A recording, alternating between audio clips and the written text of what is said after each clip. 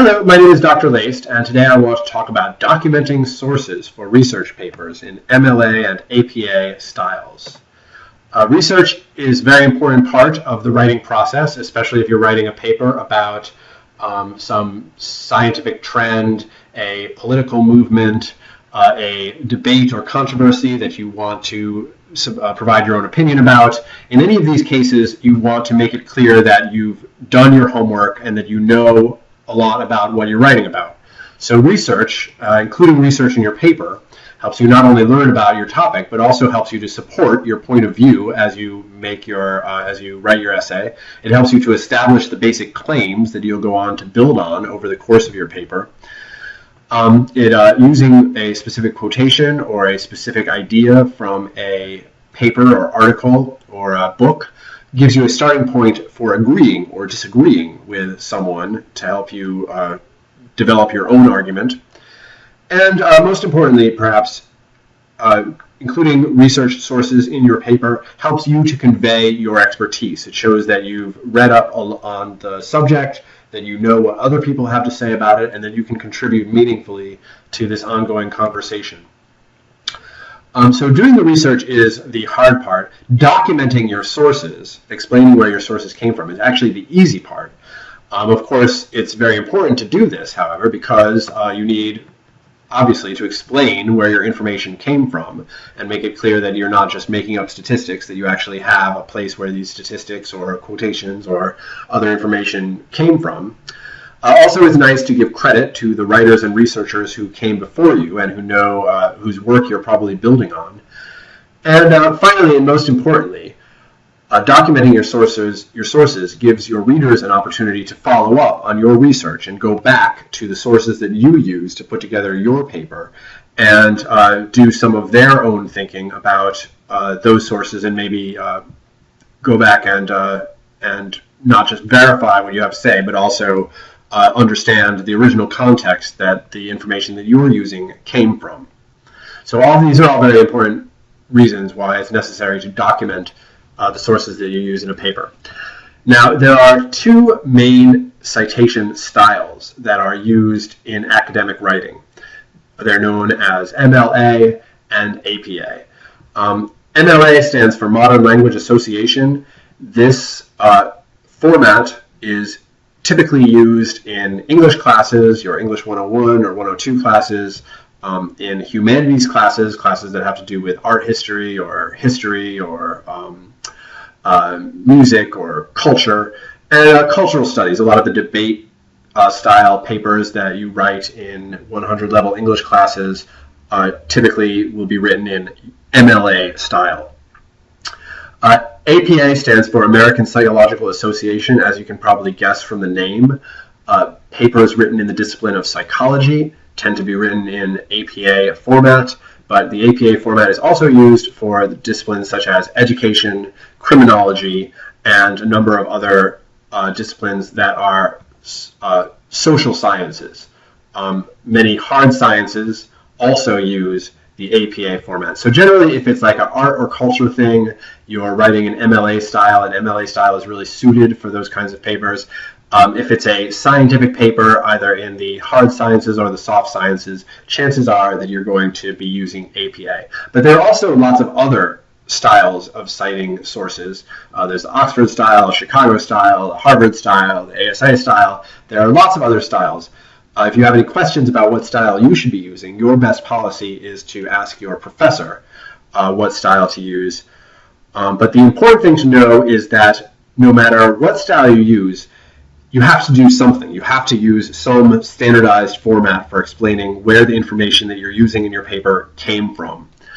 The good news is that even though there are all these different styles, they're all pretty similar. And if you can master any one of them, it'll be very easy for you to switch back and forth or to switch into a different style altogether as the need arises. So the important thing is to just learn one style, or just have a sense that there are these different styles out there, but they're really not that complicated. Basically, as you'll see, they just involve providing basic information about where you got your information.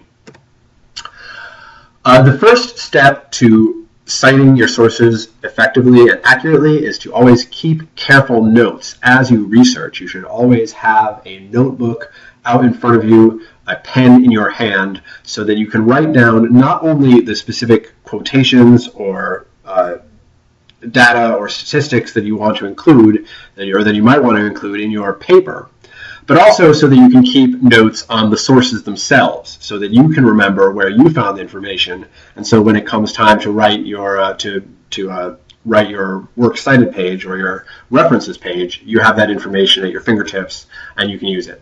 When you are doing research from books, obviously it's very important to know who the author of the book is, what the title of the book is, but also if it's an edited collection, you want to know who the editor is. If it's been translated from another language, you want to know who the translator is.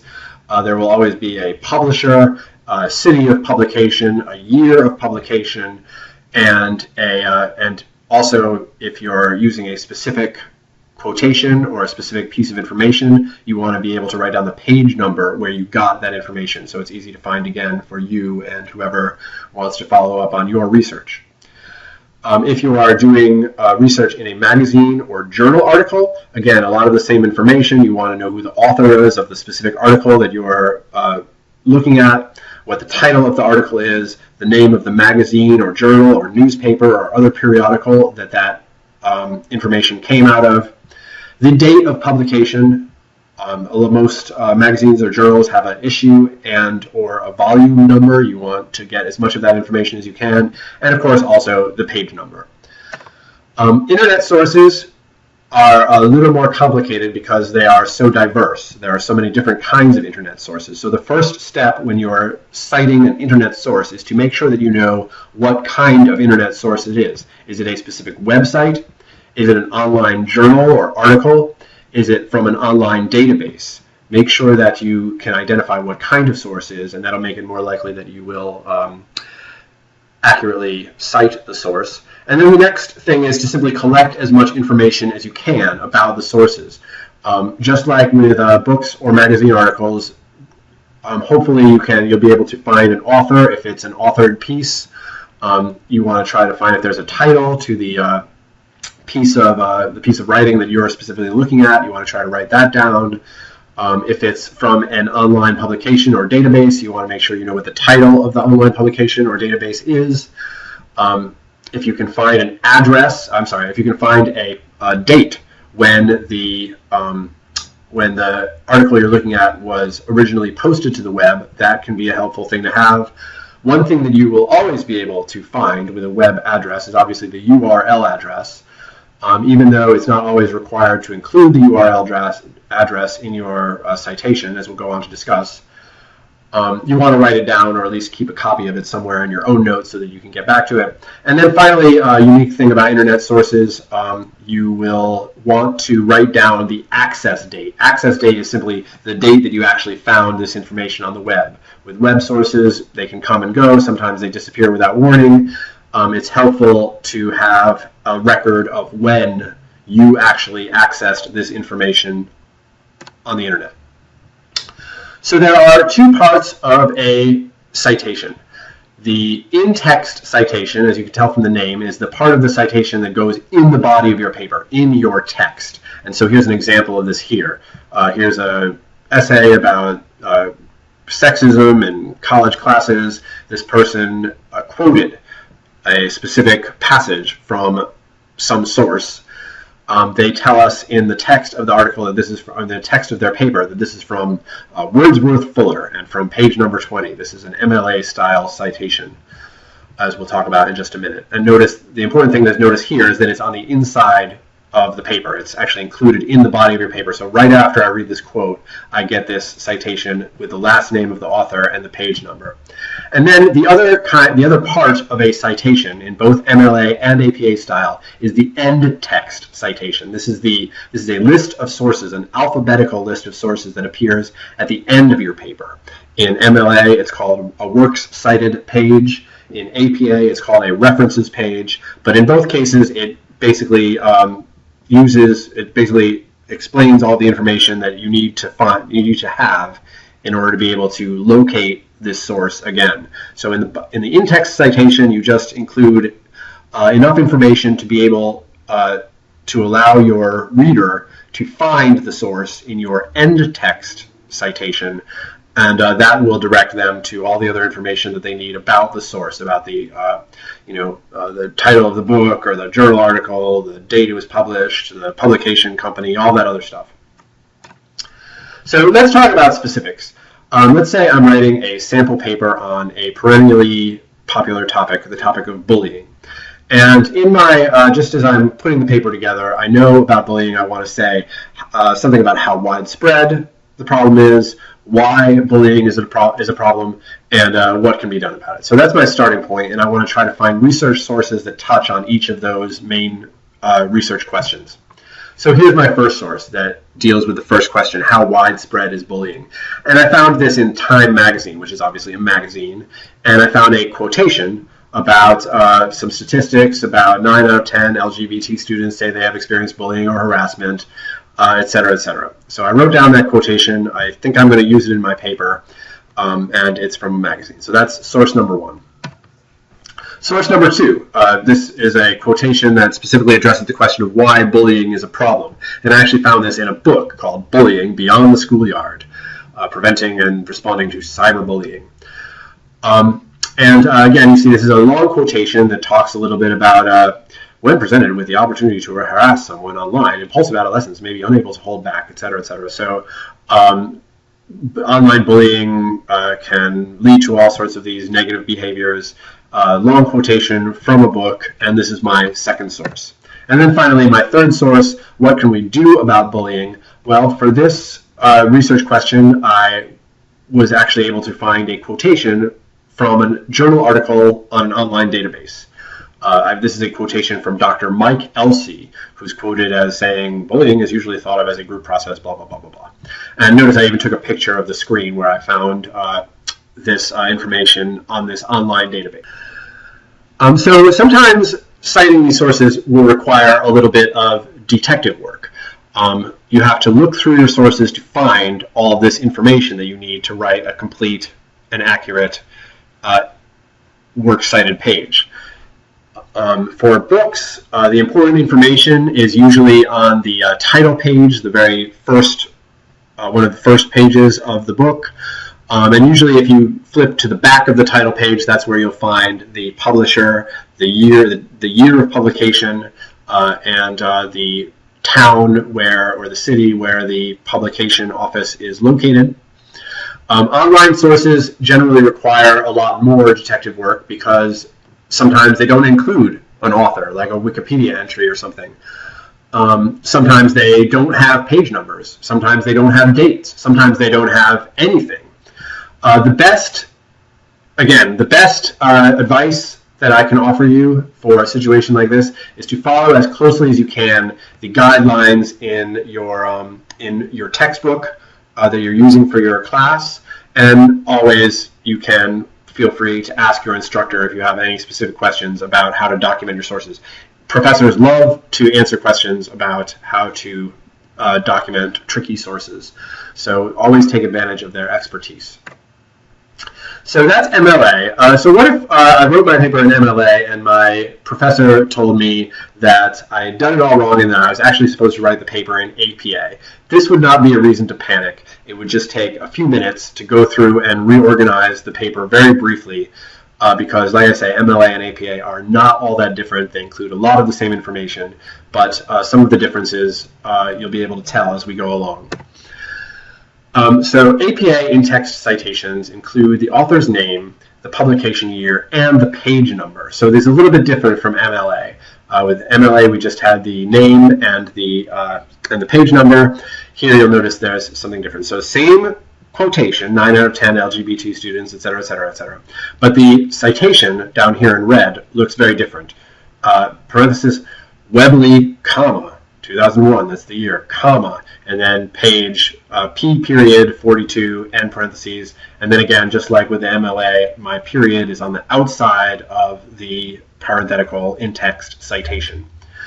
So a couple things to note here. There are in APA there are commas in between these different pieces of information inside the parentheses, and Unlike MLA, they include a little p, a lowercase p, just to indicate page number and differentiate it from the year.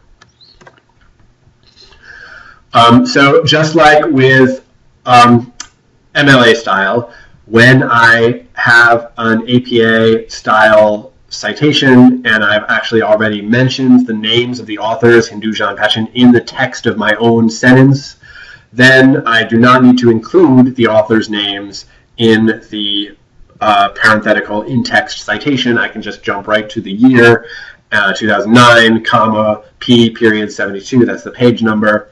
And notice I don't have to say Hinduja and Pachin or type it all over again because I already said it, and a reader will understand where the information is coming from. That's always the key thing. Can the reader get it? Does the reader have enough information to find the source? And if you ask yourself that question every step of the way, you can't go wrong. And again, just like with the other source, if I actually quote a quotation from a source, the best thing to do is, instead of just saying Sutton 2011 page 9, since I'm quoting not Sutton himself but this fellow Dr. Mike Elsey, I'm going to, in my citation, I'll say quoted in Sutton, comma 2011, comma P period 9, and parentheses, period for the end of the sentence, and then I'm ready to go on and write my next sentence. So as I mentioned before, the APA end text citation is not referred to as the works cited page, it's referred to as the references page. And but you'll notice, aside from that, this looks pretty familiar from what we saw before. It's in alphabetical order, it includes a lot of the same information, there are some minor details, notably APA style puts a larger emphasis on the year that things were published. So you'll notice that in addition to including the year in the in-text citation, the year is also kind of bumped up from MLA in the end text citation, and appears right after the names of the authors in parentheses. And some other changes that you'll notice. Similarities specifically are that just like in MLA, where the end text citations are alphabetical, just like in MLA, we are doing the hanging indent thing. But here are some differences from MLA. In sources with multiple authors, all the names are listed last name first. So whereas before Hinduja was Hinduja S, and then his first name and then Pachin, here it's always last name first. Also, going along with that, authors' first names, you'll notice, are not spelled out, they're just initials. So Hinduja S, Sutton J, Webley K. We don't need their first names in APA style. Magazines are identified by volume and issue number instead of month and date.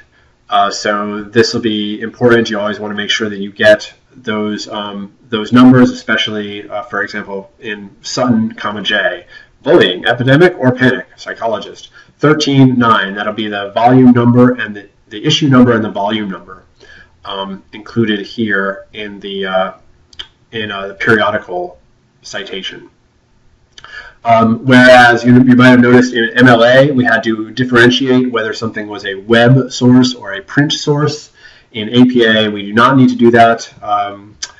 There are no quotation marks around the titles of articles. You'll notice here in the second source, Sutton J, bullying, epidemic, or panic. In MLA, we had quotation marks at the beginning and ending of bullying, epidemic, or panic, because that's the title of the article that I'm quoting. But in APA style, we don't have those quotation marks. It just makes it a little cleaner, a little easier to read. And notice also, specifically in the second source, that's our web source, we did include the URL address, http search.proquest.com. And that will allow me to find this article again, or at least to find the database again, so that I can, if I want to go back to this source, either because I'm revising the paper or because I'm a reader who wants to follow up on some of this research, it'll be easy for me to find that source. So this seems like a lot of information, but actually it's Very simple. It's really the easiest part of the entire writing process. The hard part is coming up with things to write about and making your sentences come out articulately. Citing the sources is simply is a very important part, but it's something that's very easy to do once you know the basics. Citing sources is exciting. And if you have any further questions, you should consult the MLA and APA sections of your textbook, whether it's your English textbook or if you're in another class, whatever the book is that you're using for that class will usually have detailed instructions about how to cite different kinds of sources. As always, ask your instructor, and here at Goodwin College we have a lot of very helpful library staff that are always willing to answer student questions about how to cite sources. So thank you very much for listening, and good luck with your research papers. Thank you very much.